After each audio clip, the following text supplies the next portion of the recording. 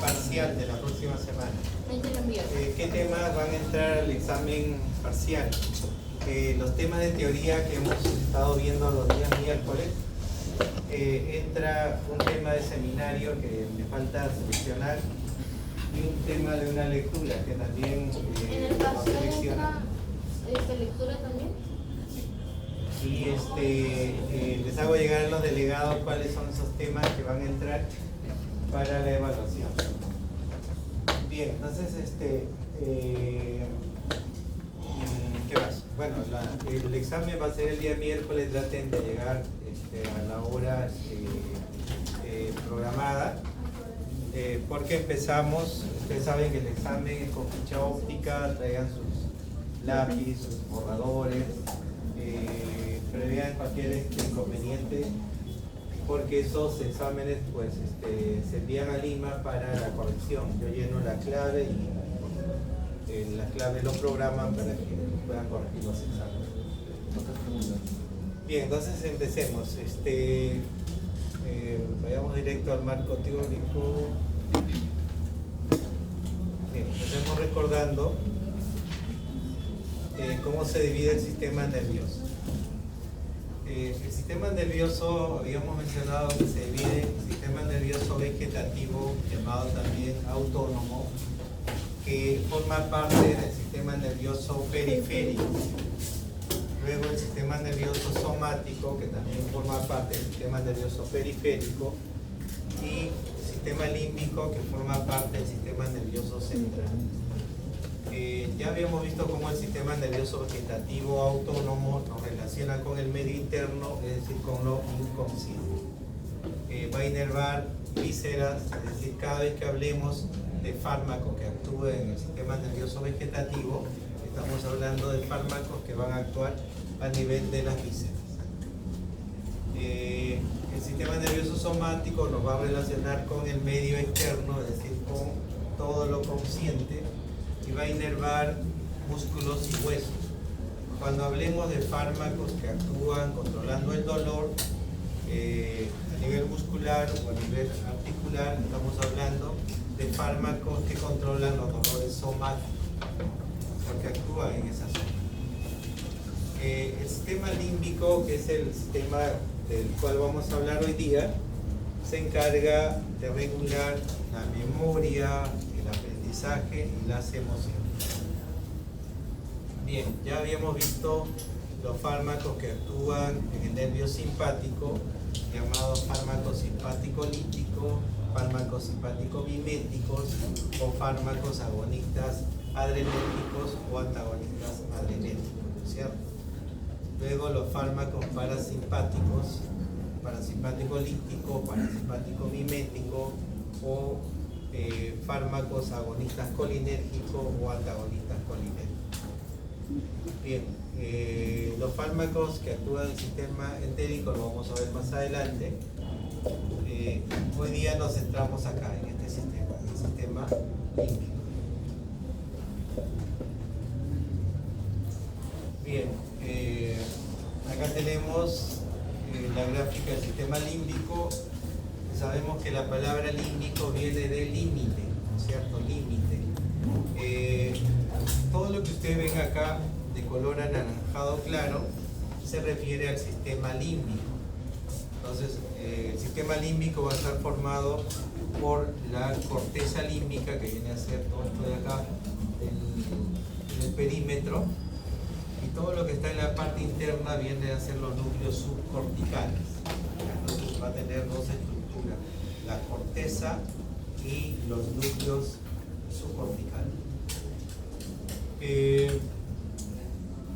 Bien, antiguamente pues se daba el nombre de sistema límbico porque era la zona donde se encontraban los núcleos basales. En la actualidad se llama sistema límbico a todas estas áreas, a toda esta región que tiene que ver con el comportamiento y con las emociones. Precisamente hoy día vamos a hablar de los fármacos que se encargan de regular las emociones, como por ejemplo ¿cuál? La ansiedad, la depresión y la psicosis. Bien, De todas las estructuras del sistema límbico, el más importante es el hipotálamo. Ya habíamos mencionado que había anestésicos que actúan en el hipotálamo. ¿Alguien recuerda cuáles son? Los inhalatorios. Los anestésicos que se administran por vía intravenosa. Muy bien, clarito. Entonces, ya sabemos que en el hipotálamo actúan los anestésicos que se administran por vía intravenosa.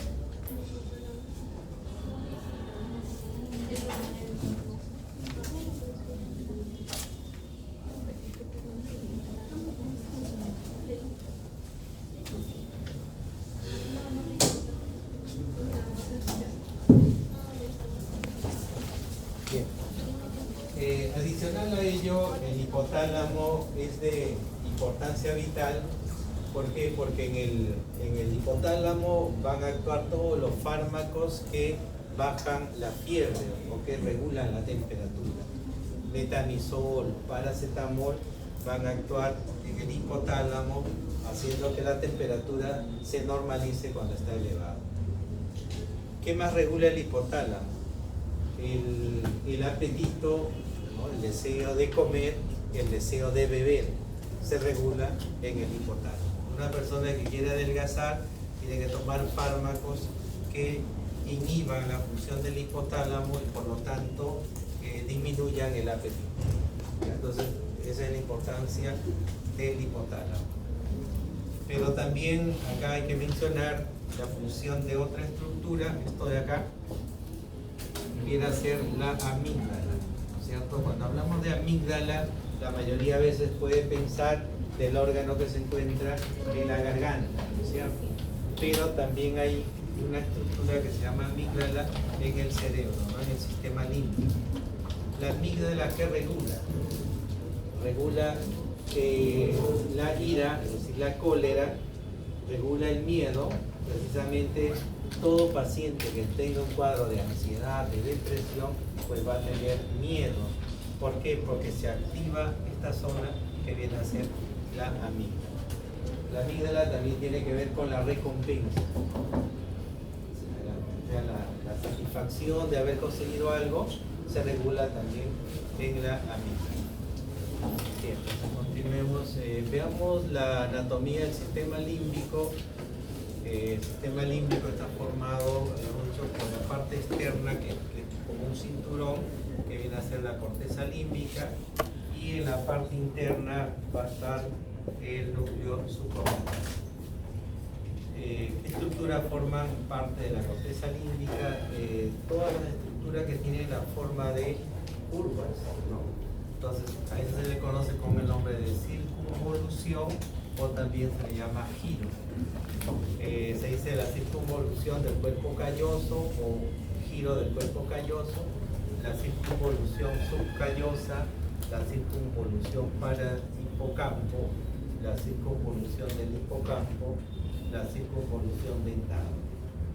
Y dentro de los núcleos subcorticales pues tenemos los gangliobasales, la amígdala que también ya habíamos mencionado, el tálamo y el hipotálamo. Bien, acá vemos con más detalle estas estructuras sacadas del libro de fisiología de Gaito, que pueden hacer la corteza límbica, y acá en la parte del centro tenemos los núcleos subcorticales. Acá vemos que esta zona, conocida con el nombre de cíngulo o circunvolución singular, ¿por qué le han dado el nombre de cíngulo? ¿Alguien recuerda? Porque tiene la forma de cinturón, ¿no?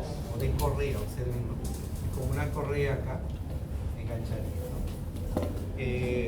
Esa zona, la circunvolución singular, tiene que ver con las emociones. Acá vemos el hipocampo. ¿Alguien sabe qué forma tiene el hipocampo? Bueno, ahí lo tenemos en forma rectangular, pero anatómicamente tiene una forma, de ahí el nombre. Mariposa.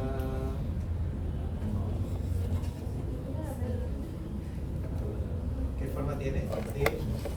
El hipocampo tiene la forma del caballito de mar, ¿cierto? Parecido al caballito de mar. De ahí el nombre de hipocampo. hipocampo, ¿no? Entonces, en el hipocampo se va a regular pues, los conocimientos de corto plazo pasan a conocimiento de largo plazo y de ahí pasan a la zona de la amígdala. Entonces vemos cómo hay una conexión directa entre el hipocampo y la amígdala, ¿no? Por eso cuando se estimula el hipocampo, sabemos que el hipocampo es la zona donde se activan las alarmas cuando nuestros sentidos detectan algo que puede ser peligroso. Por ejemplo, cuando estás caminando en la calle, en la oscuridad, y ves que alguien te quiere asaltar, ¿qué órgano es el que se va a activar? El hipocampo. El hipocampo activa el sentido de la alarma y te alerta que algo te puede dañar. Entonces, por eso esta zona del hipocampo es importante porque empieza, digamos, a activar otras zonas para que la persona esté en un estado de alerta. En cierta forma vendría a ser beneficioso, pero cuando el estímulo es o no tiene un fundamento, pues genera problemas al paciente. La ansiedad, ojo, es algo normal. Cualquier persona puede tener ansiedad.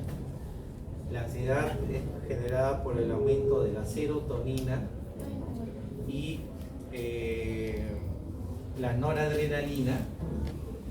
Y si aprendemos a manejar la ansiedad, ojo, se tiene que aprender a manejar la ansiedad y eso te va a ayudar a concentrar mejor tus conocimientos y a poder, digamos, recordar y ordenar todo lo que has estudiado.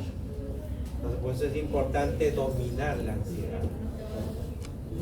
Y eso obviamente se logra con algún proceso, alguna terapia, alguna, digamos así, técnicas que se tienen que utilizar para controlar la ansiedad. Bien, ¿qué más? Sigamos acá. Bien, acá está la función del hipotálamo, que ya lo habíamos mencionado. Está bueno, que creo que la importancia del hipocampo. Veamos ahora qué tejidos forman las estructuras del sistema límbico. Bien, acá tenemos la corteza límbica, que viene a ser todo lo externo, todo lo que parece una correa. Va a estar formado por el tejido llamado archicorteza y vemos cómo la circunvolución del hipocampo, y si lo comparamos con la circunvolución dentada, vemos que la única diferencia va a ser en el tejido intermedio. Acá, tejido piramidal, acá sería tejido granular. Cuando hablamos de los ganglios basales, vemos que en el caso de la amígdala tiene tejido llamado archiestriado, el caudado y el putamen tienen tejido paloestriado y el pálido tiene tejido neoestriado. Bien, veamos cómo está estructurado los ganglios basales o los núcleos basales. Estos vienen a ser los núcleos basales y vemos cómo el caso del núcleo caudado, todo esto es el núcleo caudado. Esto se va a considerar como el cuerpo del núcleo caudado. Esto se llama la cabeza del núcleo caudado, la cabeza del núcleo caudado. Esto viene a ser la cola del núcleo caudado y vemos cómo la cola del núcleo caudado se conecta con la amígdala o el núcleo de la amígdala. La amígdala habíamos dicho que se relaciona con el miedo, la ira o el placer.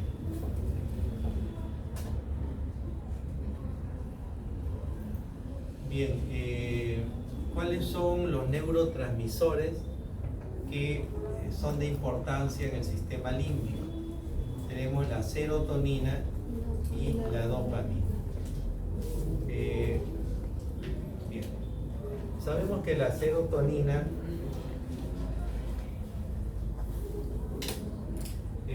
va a tener sus receptores llamados receptores HT. ¿Qué significa HT?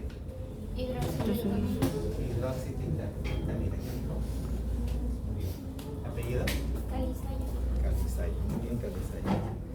dimetildoxitriptamina. Y la serotonina tiene un transportador llamado SER, ¿cierto? Cuando hablamos de transportadores, vimos la importancia de estos transportadores porque habíamos mencionado que en el botón sináptico, ¿cierto? Que más o menos tiene esta forma, los neurotransmisores se almacenaban en la vesícula sináptica y luego estas vesículas eran atraídas por el sistema SNAP-NAR que pegaban al extremo del botón sináptico y liberaban el neurotransmisor. Entonces acá sale el neurotransmisor y sabemos que los neurotransmisores, ¿qué van a hacer? Van a buscar a su receptor para unirse a su receptor, ¿cierto? Y cuando un neurotransmisor no se junta a su receptor, aparecen las enzimas que van a metabolizar o que van a destruir a ese neurotransmisor, ¿no es cierto? En el caso de la noradrenalina, ¿alguien recuerda cómo se llaman las enzimas que destruyen a la noradrenalina? Eran dos. El MAO, es decir, la monoaminoxidasa, y el COM, catecol-ortometiltransferasa. Bien. El caso de la acetilcolina, ¿cuál era? Acetilcolinesterasa. Muy bien, Marcelo. ¿Y quién más? El COM, ¿no?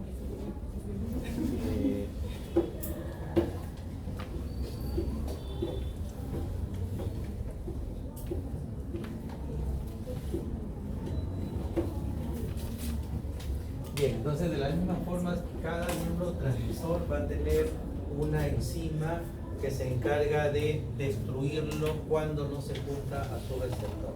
Entonces, por eso es que el neurotransmisor que no se junta a su receptor tiene que enfrentarse a una enzima, o bien el neurotransmisor trata de nuevamente ingresar dentro del botón sináptico a través de las proteínas transportadoras, ¿no? Por eso que mencionábamos el SER.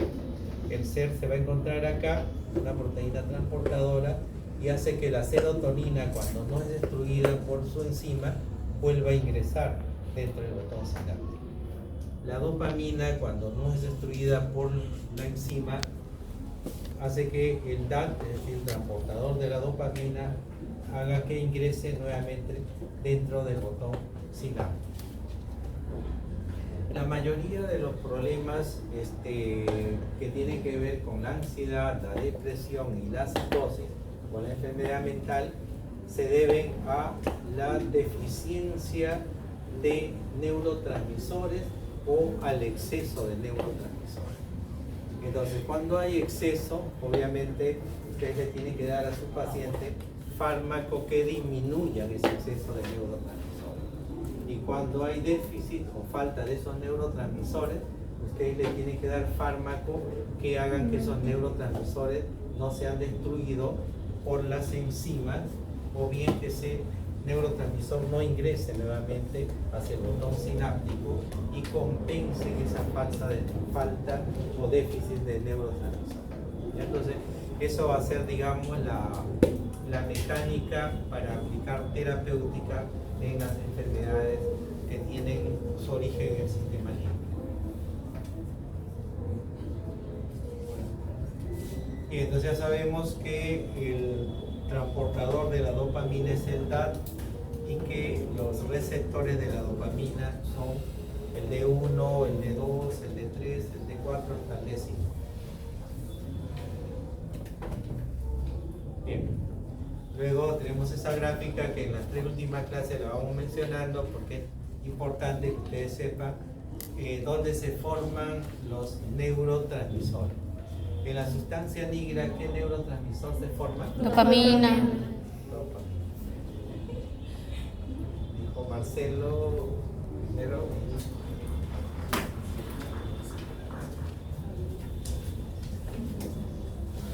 Bien, entonces tenemos que la dopamina se forma en la sustancia negra. ¿Qué neurotransmisor es la Acetilcolina. La acetilcolina. Entonces primero la mano la agregada, ¿no? Mira. Entonces acá tenemos en esta zona las neuronas gigantes celulares que se forman la acetilcolina. En el locus ceruleus, Noradrenalina. Noradrenalina. Entonces ahí tenemos la noradrenalina.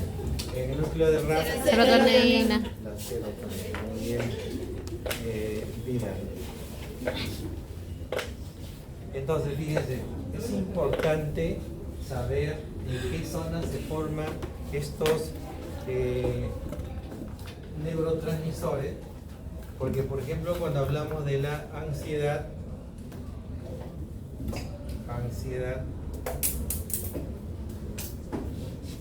¿por qué aparece la ansiedad? Aumento. ¿De qué neurotransmisores? De la serotonina y la noradrenalina. Entonces, fíjate, en el mismo nombre, tú puedes recordar qué neurotransmisores son los que están alterados. Ansiedad, aumento de la serotonina y de la noradrenalina. ¿Y depresión? Después. Depresión, vamos ya, depresión. Disminución de qué? De noradrenalina, serotonina y dopamina. Depresión es disminución. O sea, en la ansiedad tienes exceso de 2 neurotransmisores. En la depresión tienes disminución de 3 neurotransmisores. Entonces en el mismo nombre está qué es lo que está disminuido, que está aumentado. Solo tienen que mirar, ¿no? Y saberlo deducir, ¿no? Eso se llama mnemotecnia. Apliquen mnemotecnia para recordar las cosas. Bien, entonces, viendo la ansiedad. La ansiedad es el aumento de qué neurotransmisor? De la serotonina,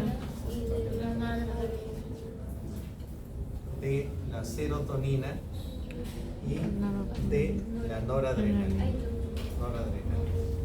Quiere decir que en la ansiedad hay una hiperactividad del locus ceruleus. ¿Por qué? Porque empieza a fabricar mayor cantidad de noradrenalina de lo normal y también una hiperactividad del núcleo del RAP porque fabrica más serotonina de lo que necesita. Entonces fíjate, siempre en los equilibrios o los trastornos emocionales va a haber alteración de estos neurotransmisores. Por eso es importante recordar dónde se forman.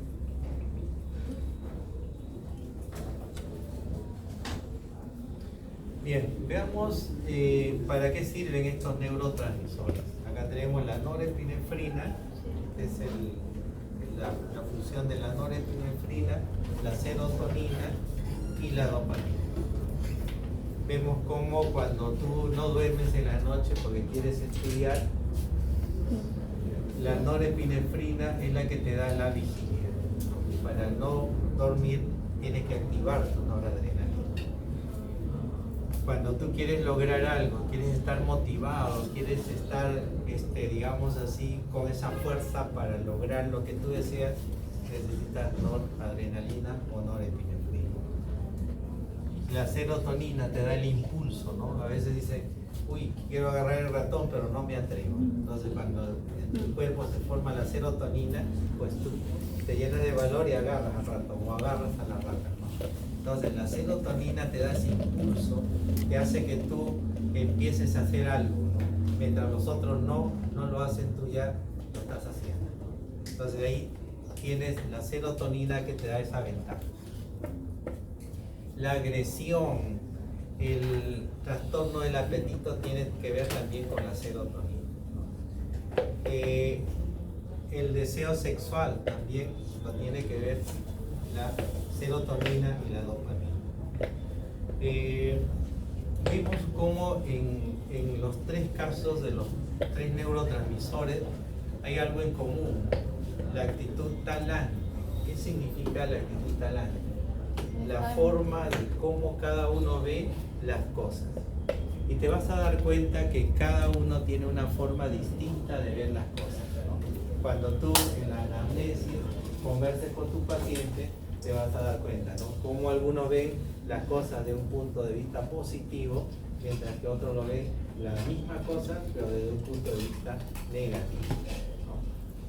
De repente algunos dicen, uy, mira, el examen parcial de terapéutica me van a preguntar 50 preguntas. Algunos lo ven, dicen, del punto negativo, no, muchas preguntas.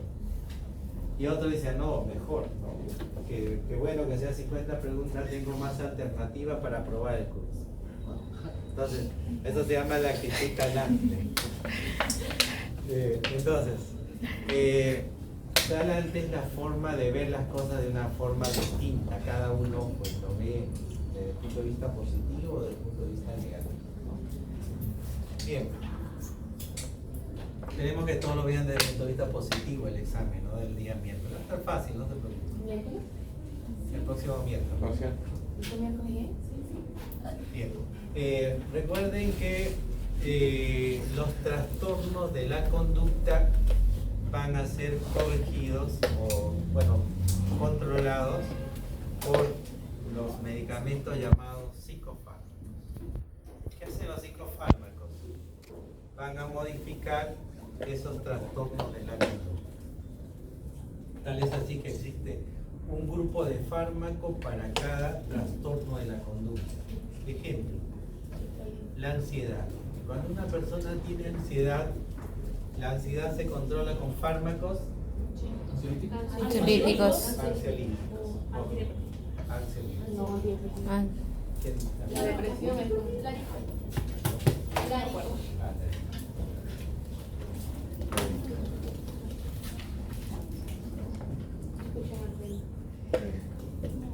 Y Rincón.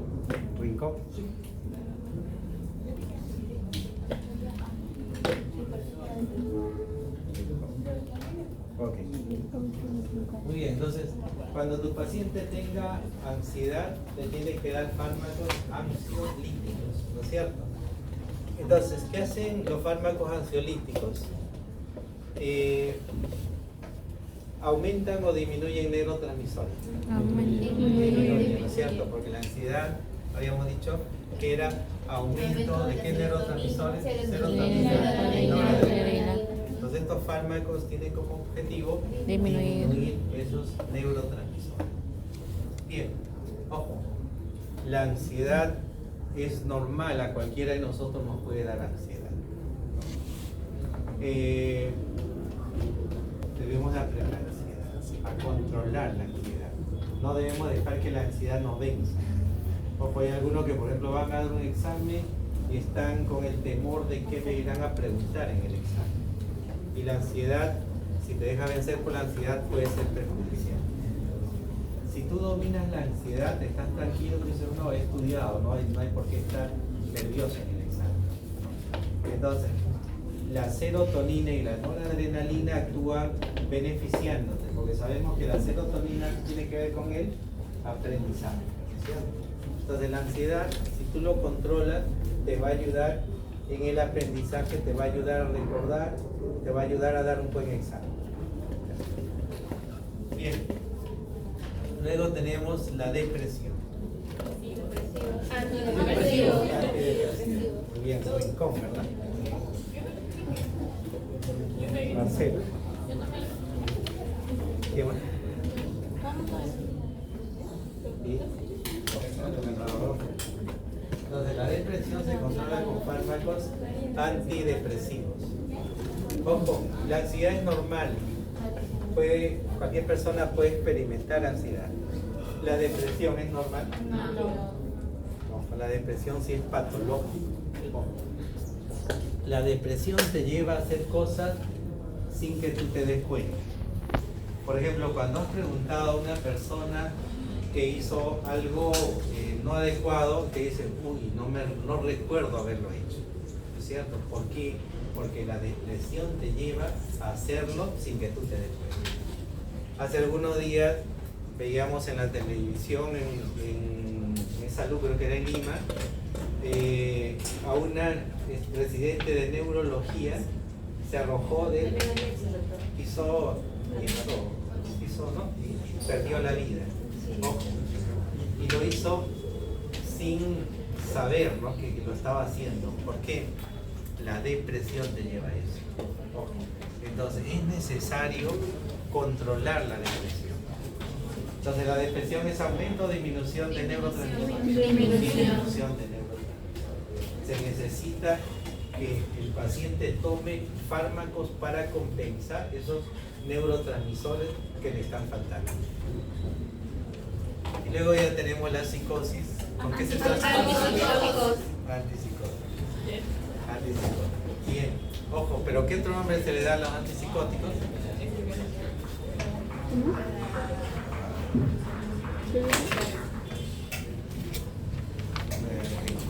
Rincón y Marcelo. ¿En cuál? ¿De psicóticos otro nombre? Sí.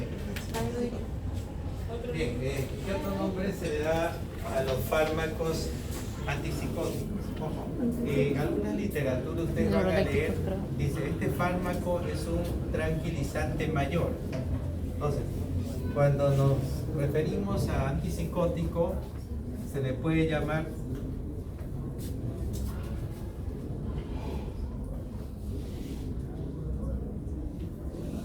tranquilizante mayor. Y cuando nos referimos a ansiolítico, se le da también el nombre de tranquilizantes menores. Entonces, cuando se utilice esa terminología tranquilizante, tienen que saber que hay dos tipos de tranquilizantes. Tranquilizantes mayores, que son los antipsicóticos o los fármacos para la esquizofrenia. Ojo, a veces el médico de turno, cuando haga su internado, te va a decir, a ver, a este paciente hay que darle un fármaco para la esquizofrenia. Entonces, ¿qué fármaco le estás dando? Un fármaco antipsicótico. O te dice, hay que darle un tranquilizante menor. Un tranquilizante menor es un fármaco ansiolítico. Ojo, entonces eso hay que recordarlo, porque cuando leas libros de farmacología, pues ahí te vas a topar con estos términos. Tranquilizante menor y tranquilizante mayor.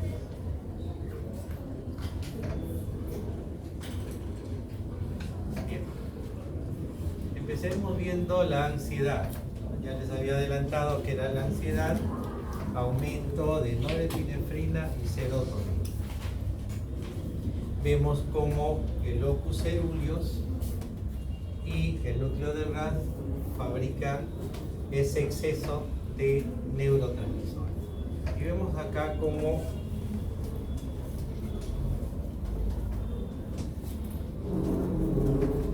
el locus coeruleus fabrica la norepinefrina. ¿Y qué hace la norepinefrina? Estimula la amígdala. Y al estimular a la amígdala, entonces se va a liberar la hormona liberadora de la corticotropina. Y luego la hormona liberadora de la corticotropina va a actuar acá en la corteza suprarrenal, en esta porción pequeñita que está por encima del riñón. ¿Para qué? Para fabricar cortisol. Y el cortisol es lo que genera los síntomas característicos de la ansiedad. Inmunosupresor, o sea, inmunosupresión. Quiere decir que las defensas van a bajar. Cuando una persona tiene ansiedad, es fácil que se enferme de cualquier enfermedad, de cualquier patología.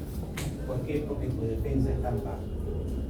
De repente no te dio la gripe en tu casa, todos estaban con gripe y tú no te enfermabas con la gripe. ¿Por qué? Porque tus defensas estaban normales. Y eso se observaba en el COVID, ¿no? Por ejemplo, en mi servicio había una compañera de trabajo que a toda su familia le dio el COVID. Ella vivía ahí con sus familiares y no le dio el COVID. ¿Por qué? Porque sus defensas estaban adecuadas, estaban normales. Pero cuando tu defensa está baja, fácilmente te puedes enfermar. Y entonces eso es lo que genera la ansiedad, porque aumenta el cortisol y eso hace que tu defensa baje. Se va a inactivar el sistema digestivo. Sería normal si una persona tiene ansiedad y de repente empieza a tener problemas de mala digestión, cólicos, estreñimiento, porque eso genera el cortisol.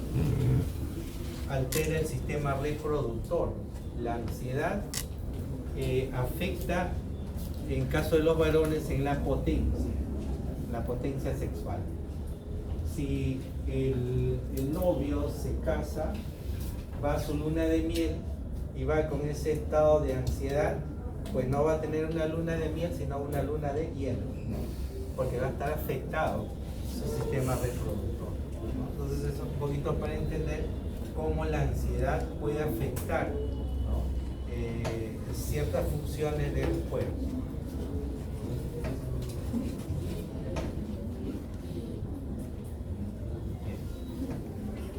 ¿Qué fármacos se utilizan para controlar la ansiedad? Habíamos dicho los tranquilizantes menores, ¿cierto? O los ansiolíticos. Resulta que existen dos tipos de fármacos tranquilizantes menores. Los que ustedes van a utilizar acá en el Perú son los del grupo de las benzodiazepinas, dentro de acá. Hay también tranquilizantes menores no benzodiazepinas, pero que se manejan poco acá en el Perú. Y por lo tanto, bueno, no les he marcado porque esto no lo voy a preguntar porque no es necesario que ustedes lo aprendan porque no se van a utilizar, pero sí necesito que aprendan las que son benzodiazepinas. Vamos a ver cuáles son esas benzodiazepinas. Estructura de la benzodiazepina. Bien, primero acá. Veamos, esto es el anillo del benceno, ¿no es cierto? O anillo benceno. Cuando al benceno le quitamos un hidrógeno, eso se llama grupo aril, ¿no es cierto? Entonces acá tenemos el benceno y acá tenemos el grupo aril. ¿Recuerdan en la clase, las primeras clases que teníamos de química, de físico-química o de química orgánica? Veían cómo cuando una estructura tiene dos nitrógenos, 1, 2, se agregaba para el nitrógeno la terminación asa, ¿no es cierto? En este caso sería 2, sería diasa, ¿no es cierto? El grupo aril en la posición 5 aril, 1, 4, 1 y 4 diasa, y esto sería benzodiazepina, terminación de pina. ¿Por qué? Porque tiene 7 átomos, ¿cierto? Hay 5, 6, 7. Entonces, eso sería el anillo 5-aril, 1,4 benzodiazepina. Entonces, si yo observo la siguiente estructura, nos vamos a dar cuenta que esto viene a ser lo mismo hasta acá, ¿cierto?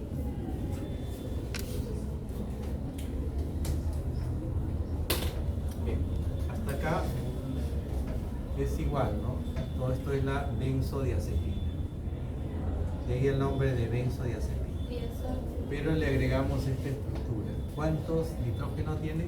3. De ahí el nombre de benzodiazepina, triazol. Azo por el nitrógeno. Entonces, cuando hablamos de benzodiazepina, hablamos de dos grupos de benzodiazepina. El 5-aril, 1,4 benzodiazepina o la benzodiazepina triazol. Bien. Dentro del grupo de las 5-aril, 1,4 benzodiazepina, vemos que hay un fármaco muy conocido dentro de los ansiolíticos, el famoso diazepam. Y otro que no es tan conocido, se maneja poco, pero igual se maneja, el tenazepam. Bien, luego dentro del grupo de la benzodiazepina triazol, si vemos el alprazolam, el midazolam y el triazolam. Estos tres son los más utilizados de este grupo de la benzodiazepina triazol y de acá solo los dos, el diazepam y el tenazepam. Entonces, cuando a ti te digan, marque usted el fármaco que es una benzodiazepina, ¿cuál tendrías que buscar? A cualquiera de estos: diazepam, tenazepam, alprazolam, midazolam o triazolam.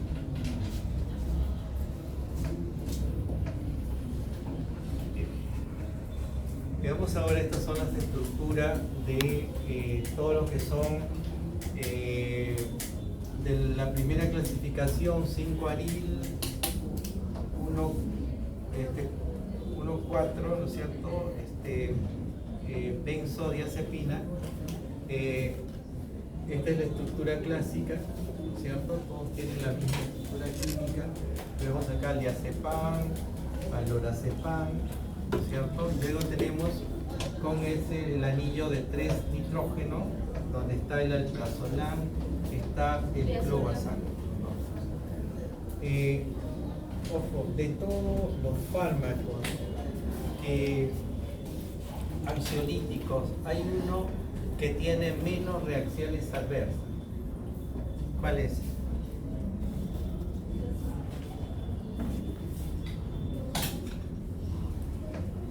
Tenemos al clobazam. El clobazam.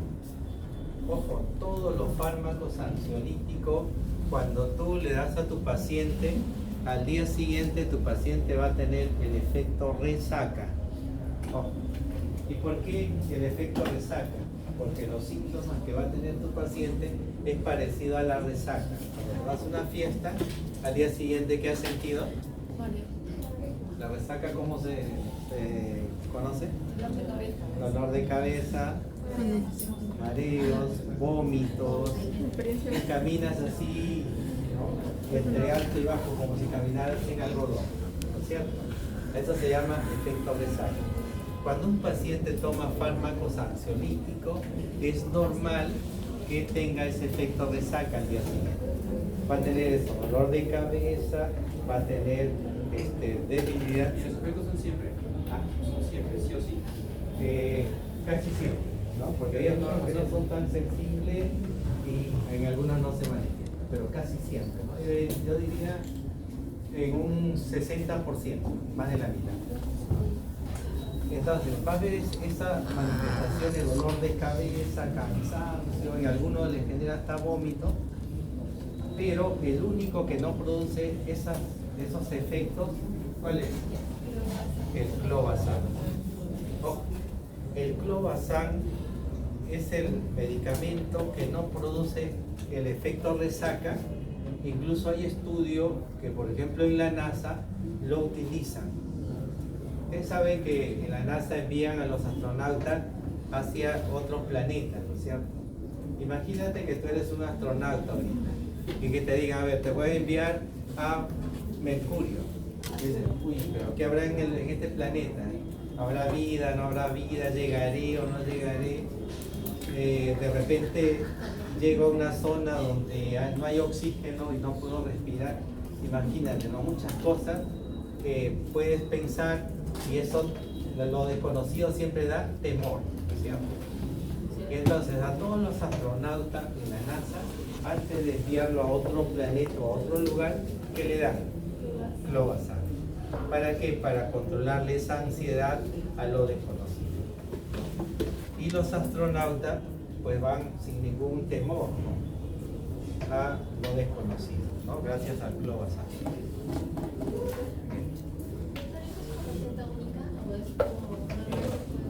Sí, todos los ansiolíticos es con receta simple, ¿no? Con una sola receta.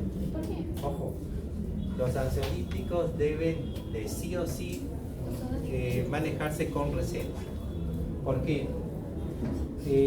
Los fármacos ansiolíticos se toman pues de acuerdo a la necesidad, ¿no? Casi la mayoría vienen así, ¿no? Son así. Tú vas a ver que tiene esta ranura, eso se llama fármacos ranurados. ¿Y para qué? Para fraccionar. Quiere decir que esta tableta, por ejemplo, lo puedo partir en 4, ¿no es cierto? Si hay una tableta que viene así, quiere decir que lo puedo partir en 2, ¿no es cierto? ¿Por qué? Porque los ansiolíticos nunca se aconseja tomar una tableta entera. Se empieza, por ejemplo, con la cuarta parte, estoy acá. Y si el paciente no responde a la cuarta parte, ya le das la mitad. Y si no responde a la mitad, le das la mitad más una cuarta parte más. O cuando no responde, recién ahí le das toda la tableta. Y tampoco se fue todo Ya, claro, se va regulando de acuerdo a la necesidad del paciente. Ojo, algo importante. Cuando tú le des un ansiolítico a tu paciente, tienes que saber que el fármaco va a producir efecto al 100% durante 3 meses, eso está demostrado.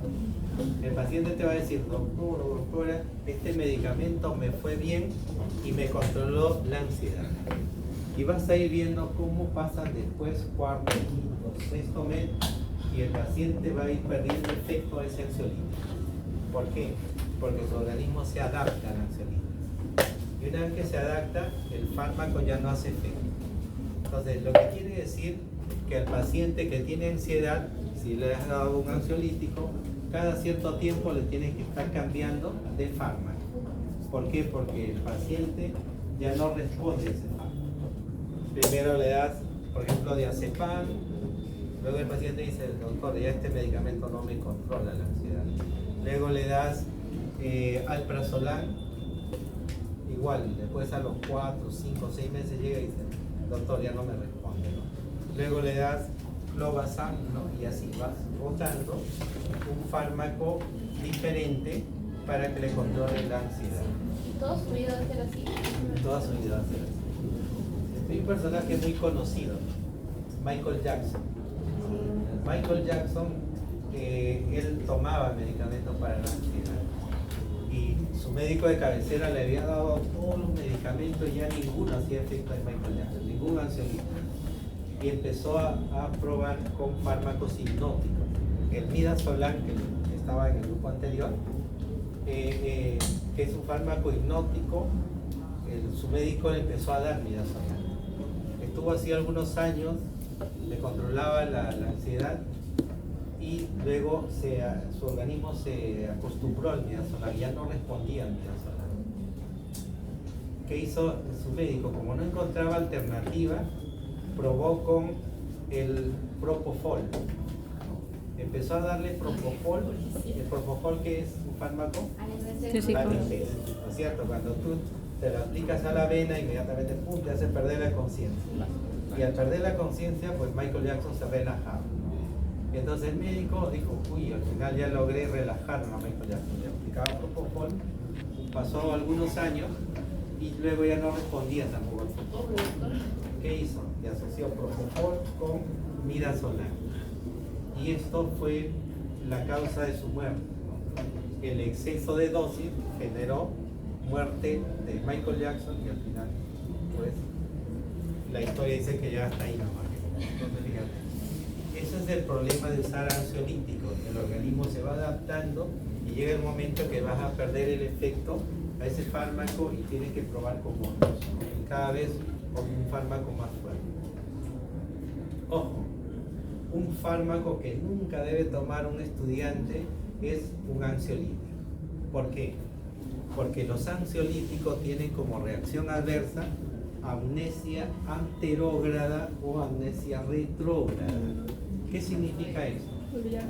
Por ejemplo, si tú vas a dar un examen importante, vamos a poner para un puesto de un hospital, y tú dices, uy, para no ponerme nervioso, voy a tomar diazepam.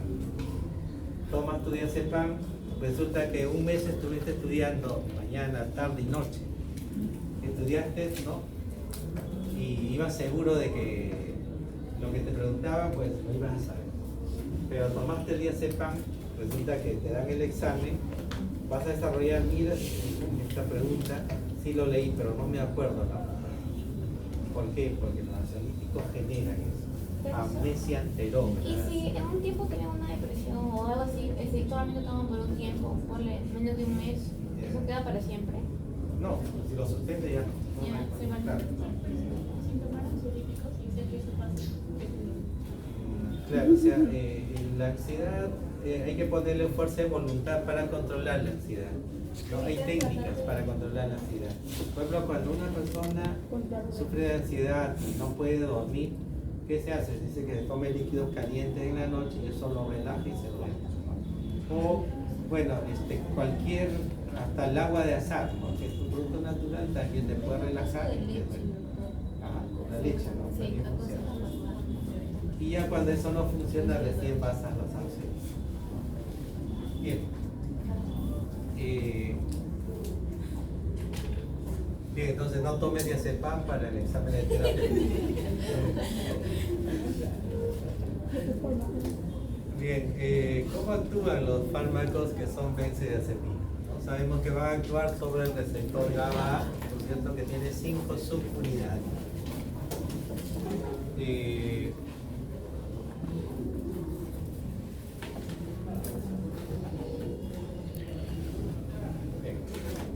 Acá tenemos, ¿no? Este es el receptor GABA. Las subunidades son alfa, beta, 2 alfa, 2 beta y un gamma.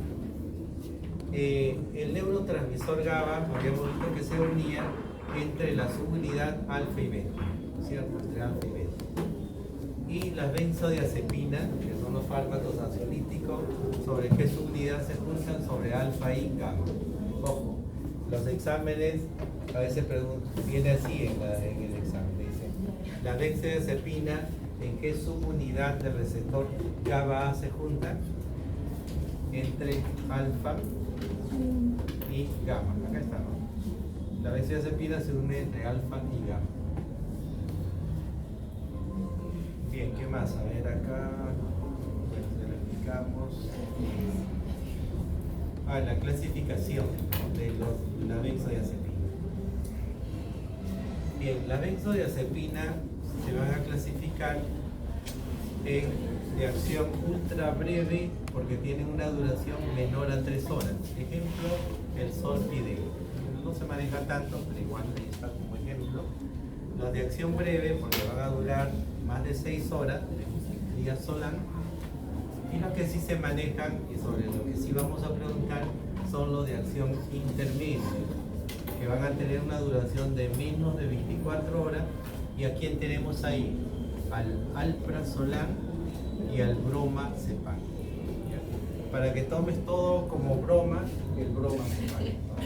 Entonces, de acción intermedia. Y los de acción prolongada, que van a tener una duración de más de 24 horas, es decir, dura más de un día, tenemos al diazepam y al clonazepam. Bien, ¿qué enzima lo metaboliza? La enzima más conocida por ustedes es el CYP3A4. Eso viene en su lectura también. Ajá, sí. Entonces, es la enzima que metaboliza el 50% de la mayoría de los fármacos que ustedes van a utilizar. Ojo. Hay fármacos que van a inhibir o anular al CYP3A4. ¿Qué quiere decir inhibir? Que al anular a la enzima, pues el fármaco ansiolítico que entra como profármaco no se va a activar. Y si no se activa, ¿hará efecto? No hace efecto. Por eso es que hay algunas personas que toman ansiolítico y dicen, doctor, pero no me controló la ansiedad. ¿Qué pasó? Lo tomó con alguno de estos fármacos, por ejemplo, la eritromicina, la claritromicina son antibióticos. Y al inhibir al CYP3A4, pues no actúa el fármaco. El ketoconazol es un fármaco para control de los hongos, el jugo de uva, la vendimia, ¿no? La cachina, jugo de uva. O la uva también, ¿no? Si tú comes de postre la uva, el juguito, eso inactiva la enzima CYP3A4. Entonces hay que tener mucho cuidado porque estos fármacos hacen que pierda efecto las benzodiazepinas, los anulan, ¿no? Al inactivar a la enzima que los metaboliza. Bien, veamos ahora la depresión. Habíamos visto que la depresión es la falta de norepinefrina, serotonina y dopamina, los 3 neurotransmisores. Entonces, si falta, se le tiene que dar fármacos que aporten estos neurotransmisores, ¿no es cierto? Entonces tenemos a los inhibidores de la MAO, ¿no? Porque habíamos mencionado qué enzimas destruyen a la noradrenalina, el monoaminoxidasa, el catecol ortometiltransferasa. En este caso son fármacos que van a inhibir a la primera enzima, al MAO. Entonces, de acá el más conocido de estos fármacos es la selegilina. La selegilina que forma parte de los fármacos irreversibles del MAO. Luego tenemos a los fármacos que van a inhibir la recaptación de la noradrenalina. Cuando la noradrenalina no es destruida, evita que sea capturada para que no vaya dentro del botón sináptico. A quienes tenemos acá, tenemos a, ojo, los que están de celeste, la nortriptilina, la amitriptilina y la clomipramina. Sí o sí lo tienen que estudiar, eso de ahí porque son importantes. Luego tenemos, bueno, acá vemos los neurotransmisores, la serotonina, ¿no? Se libera, se junta a su receptor, y cuando la serotonina no es destruida por su enzima, quiere ingresar nuevamente dentro del botón sináptico. Este es el transportador de la serotonina. Acá tenemos la noradrenalina, se junta a sus receptores, y cuando no es destruida por el COM ni por el MAO, nuevamente quiere ingresar dentro del botón sináptico. Acá tenemos al transportador de la noradrenalina. Hay fármacos que actúan en esos transportadores, bloqueando para que el neurotransmisor no vuelva a ingresar dentro del botón sináptico. Bien, ¿a quién tenemos acá? La fluoxetina, la sertralina y la mirtazapina. Son fármacos inhibidores de la recaptación de la serotonina. Luego tenemos los fármacos antidepresivos atípicos. Bueno, de acá no se maneja ninguno, por eso no lo he pintado. Y luego tenemos la psicosis. Cuando tu novio o tu novia te diga estoy loco por ti, ¿qué neurotransmisores tiene elevado? La serotonina y la adrenalina.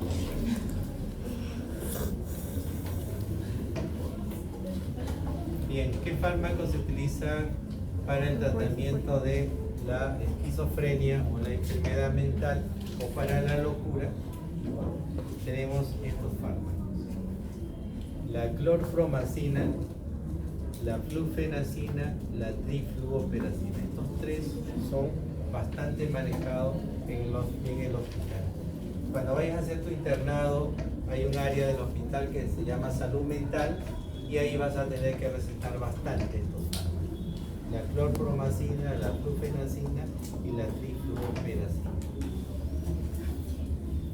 Luego tenemos también los antipsicóticos, otros antipsicóticos misceláneos: la clozapina, el haloperidol, la quetiapina y la risperidol. Ojo, el paciente esquizofrénico cuando llega al consultorio, ¿llega tranquilo o llega de forma agresiva? Agresiva. A veces pasa que el paciente con esquizofrenia lo llevan al hospital y el paciente llega destruyendo la puerta, el escritorio del médico, ¿no? Las ventanas. ¿Y qué es lo primero que hay que hacer? Aplicarle fármacos tranquilizantes mayores, es decir, fármacos para la esquizofrenia, para tranquilizarlo y dormirlo al paciente.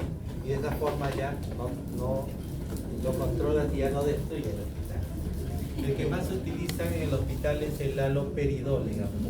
Yo recuerdo, paciente agresivo, ¿qué le vas a poner? Haloperidol en ampolla. Y vas a ver cómo lo vas a controlar y lo regresas así, tranquilito a su casa. Y entonces esos son los fármacos que son los antipsicóticos. Por eso vamos a terminar con la lectura. Un médico sabio dijo: la mejor medicina es amor y cuidado. Alguien le preguntó: ¿y si no funciona, doctor? Él sonrió y le contestó: aumenta la dosis. Aumenta la dosis de amor y de cuidado a tu paciente. Bien, entonces con eso terminamos, chicos.